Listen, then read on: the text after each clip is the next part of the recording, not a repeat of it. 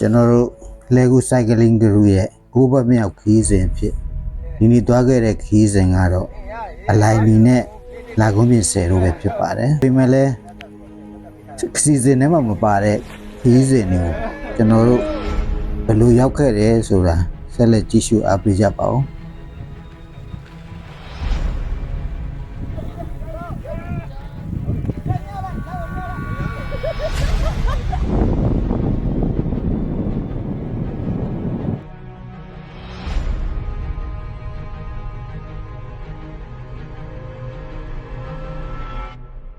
ကျွန်တော်တို့တွေအလိုက်နီဆယ်ကနေ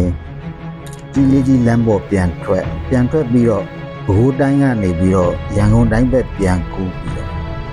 လာကုန်းမြစ်ဆယ်ကိုဆက်လက်ထွက်ခွာလာကြပါလေကျွန်တော်တို့ဒီမှတ်သားလေးကတော့89.65ပေ9ရက်10လ2023မှာအမြင့်ဆုံးတက်ခဲ့တာပဲဖြစ်ပါတယ်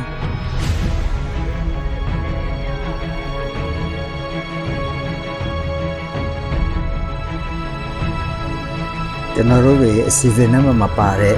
တောင်လုံးမြောင်ဆယ်ကိုဆက်လက်ထွက်ခွာခဲ့တာပါတယ်။တောင်လုံးမြောင်ဆယ်ကလည်းလမ်းမှာလည်းသဲတွေကြီးပဲဆိုတော့တော်တော်ခဲနင်းခဲ့ရတဲ့ညနေတစ်ခုပါပဲ။တောတွေတောင်တွေကြားထဲမှာပေမြင့်900ကျော်ရှိတဲ့တောင်ပေါ်လမ်းတွေမှာလမ်းပြောင်းနေတော့လဲစိတ်ညစ်ခဲ့ရပါသေးတယ်။တောင်ပေါ်ရောက်တော့လေရှိုးရီပြီးမှရှိတဲ့ကျင်းမြောင်းတဲ့လမ်းကလေးကိုကျွန်တော်တို့တွေတွန်းပြီးတက်ခဲ့ကြတာဖြစ်ပါတယ်။ကဲအခုလိုပဲဒီကိုရီတက်တိုက်တော့ပြီးတော့ပါမောနဲ့ပဲဒီအပြီးဆက်တက်ခဲ့ကြပါတယ်။ဒါတော့တက်တမ်းမှုပြင်ပြီးတက်ပဲ။ကြိုက်လေးကားကိုလည်းပုံမှန်လမ်းကမဝင်နဲ့ရှိတဲ့ကတောင်ကျောကိုတက်ပြီးဝင်တဲ့လမ်းကိုတုံးပြီးကျွန်တော်တို့တိုက်ပြီးပါဖျားကိုလည်းနောက်ပြီးနေတယ်